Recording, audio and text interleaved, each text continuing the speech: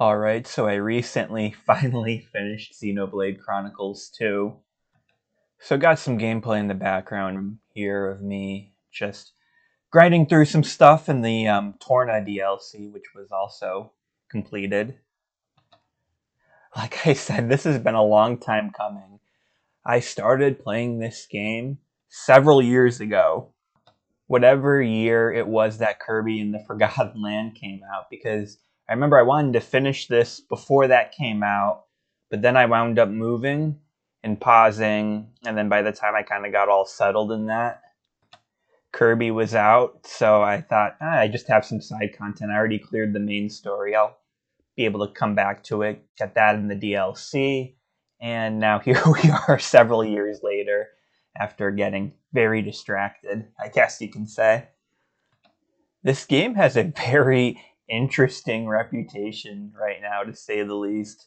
Like, I remember when it came out, things were a bit more mixed, and now you see people calling it both one of the best and worst in the series, but, willing to defend it now. I don't know. Like I said, I'm kind of new and not as invested in all of this as some other people. The one thing I remember kind of hearing at the time was people weren't really too thrilled with Rex as the protagonist. He almost reminds me of Raiden from Metal Gear in a way, where they had a really mixed reputation at first, but then they brought them back later and added something to make them too cool to dislike. Granted, Rex isn't a cyborg ninja now, but he's a big, badass, dual wielding warrior when he came back. I don't know, the only other comparison I have is obviously Torna. I do feel like I did like Laura better. I can see why people may not have liked Rex, but I still think he's fine. More than serviceable for the game. It is almost hard to sort of compare Torna and base game, though, just because Torna is so much shorter. Like, I enjoyed both stories, but Torna didn't have the length to really dive as deep or escalate things as much as base game did. As an example, it's almost weird though. I feel like you're almost better off, if you're new to the series and unsure, starting with Torna, because it's like a lot less of an investment. Like, I'm almost surprised you don't see more of the bigger JRPG series try putting out, smaller experiences to try to attract newer players with something less beefy and intimidating. Even with this, though, I feel like Torna would have almost been better off releasing before base game as something to, get the audience excited for the full game and to try to attract new players. Or even if you didn't even have to be Torna, just some sort of other prologue to, introduce you to everything, and that maybe that's what some of the demos that some of them put out are for. Because I was about to say, and with some progress being carried over to base game would be nice. Although, I don't know, at the same time, it just feels more approachable having that little break and drop off point if you want to take it, that you don't necessarily get as straightforward with a demo, if that makes any sense. The only major complaint I have with the Torna DLC is the UI for the community system. I really liked the community system and just watching things build up as you interact and complete more side quests and that. But it's like, I remember when you reached the big city, one of the last areas you reach in Torna. I remember spending that hour-ish long session, and I felt like half the time I was in the UI of them, just adding all of the community stuff that I was finding. And I don't know, maybe there was a way to skip. And I do feel like, it was cool to, watch your progress and see how far you came, especially later on. But I feel like there was still a way to sort of streamline it a bit better and still kind of get the point across, even if it isn't as strong, I guess. One other thing I might actually change too, if it were up to me, is that you do have one of the base game titans explorable in Torna. They chose Gormont / Torrigoth, and I don't know. Like, Torna has a lot of different environments, and Gormont is a very grasslands-esque location, and Torna has some of those areas too that are played, sort of around that same point. So, I don't know. I feel like Uriah would have been really cool. That was probably my favorite location from base game. It was pretty early, but that was sort of the moment when you knew you were in for a really good time with the game, with just the music and the great design of that location. Either that or Temperatia in an earlier state. I mean, they both would have been in earlier states, but Temperatia would have been potentially a lot more different, but that's just my opinion. When it comes to Xenoblade 2, though, I really love the whole blade thing. The execution in both gameplay and lore was really good, in my opinion, really interesting and engaging. To the point where, for me, I almost wonder if it was too good, because now I know the other games don't have it, and to me this was such a core, important part of this game that almost, as good as the other entries may be, sort of lowers my motive to get to them. That's not to say there wasn't room for improvement by any means, though.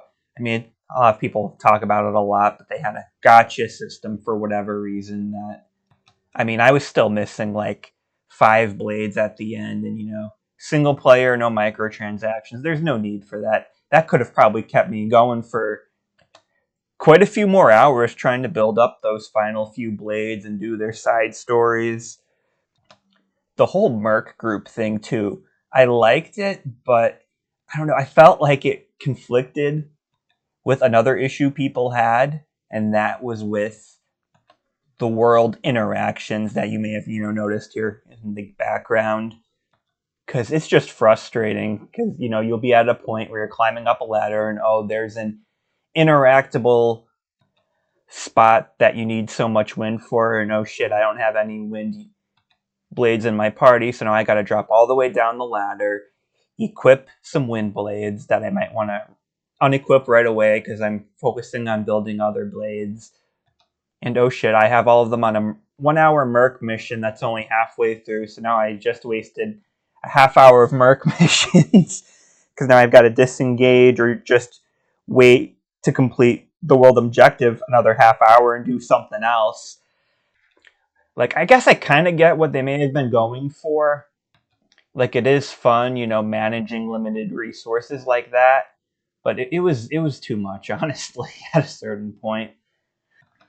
I wish you were just able to, have the game auto-equip the blades that would get you past that world interaction, and maybe if they're in a Merc group, maybe you can take, a 5-minute penalty on the Merc mission to take them out quick and do that, or something like that. Or maybe 5 minute per blade. I don't know, better than to lose 5 minutes and feel like you're frustrated and you wasted all that time rather than, just losing 5, I guess.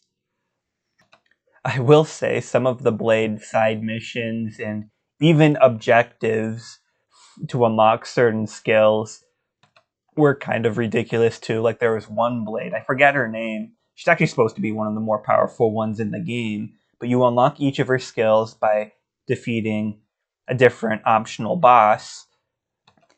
But she needs to be in your active party for it to count. So you might need to go back and redo a bunch of bosses, and then you've got to do some of them in a certain order, and there might be another blade that also needs that boss clear that you would have to go looking for, and it's just kind of feels like more effort than it's worth, at least for me, in some of these cases. And some of the side missions just keep going and going and going. Like there were several of them to where I felt like I put a sufficient amount of time and effort for certain objectives, and it looked like it was wrapping up. But then it just kept going for like another half hour, an hour, and at that point I was already done with it, honestly. I was kind of spaced out, skipping the dialogue, and just sort of trying to go through the motions as quick as possible. And that's obviously not, an ideal position you would want your players to feel like they're in. I don't know, maybe it's just me. Or maybe, I don't know, I should have taken a break or something. But it's hard when you feel like you're that close. Overall, though, I mean, the character building and just exploration, some of the music too. Like, I know it's from Xenoblade X, but I was doing the DLC where you fight Alma, Uncontrollable, is so good of a song. And I don't know, the Torrigoth daytime village music, or the same for More Ardain, and I think it was like the Titan's stomach area of Uriah in the day again. All also honorable mentions. Honestly, the weaker part for me was probably the combat. And it was still serviceable, and I might have sort of an unpopular opinion or take on this. I tend to prefer more action-oriented RPGs, and this kind of goes in between that and what I would say a more classic menu-based RPG, to where you do have some interactivity with timing your attacks, or just sort of moving around the place. But I don't know. I wish there was some sort of. It doesn't even need to be like a block or dodge. Maybe some sort of parry or something. I think would be cool, to where, because I feel like in the gameplay, I would kind of just pay attention to my characters and try to time my attacks out right, and then I would just react to whatever status effect that my enemy might give me. Like, I'm playing on easy. It might be a whole other story on harder modes. But I think it would be cool to have a way to like mitigate that damage through some sort of input. And to do that, you would need to time a button press to the animation of the attack of your enemy, which would lead you to, needing to pay more attention and get more engaged with the fight, I feel like, at least for me. Rather than, like I said, the only interactivity, like I said, is probably just looking for whatever weakness or chain that you would need to use for your attacks. That being said, I did really enjoy this game, and I definitely have the intent at some point of playing through the rest of the series. I will admit, though, like I said, I'm more into like the action-oriented RPGs and that, or tactical also. So it may not be as high priority for me compared to them. Hell, I think the next less non-action or tactical-oriented RPG I want to try out is Persona. Just, I don't know, 3, 5, maybe 4, if a remake there comes up by the time I get it, or get around to it. Because I've never played any of those games, but I played Tokyo Mirage Sessions, and I thought that was pretty good. No, not the same, obviously, but some overlapping stuff. Even then, getting back to Xenoblade, though, I don't even know where to go, because if I was just to play the next game that interests me the most in the series, or I guess the next content, it would probably be Future Redeemed, because I'm already, really invested in, Xenoblade 2 characters and world and that. But I know Future Redeemed also dives into Xenoblade 1 and 3 stuff. And that would probably be a better experience if I played 1 and 3 before it. So, and they're also both really big investments. And future connected in there too. It'll be a tough decision when I get there, especially if there's, even more content in the series for when I, finally get around to that point. But we'll see when we get there, I guess.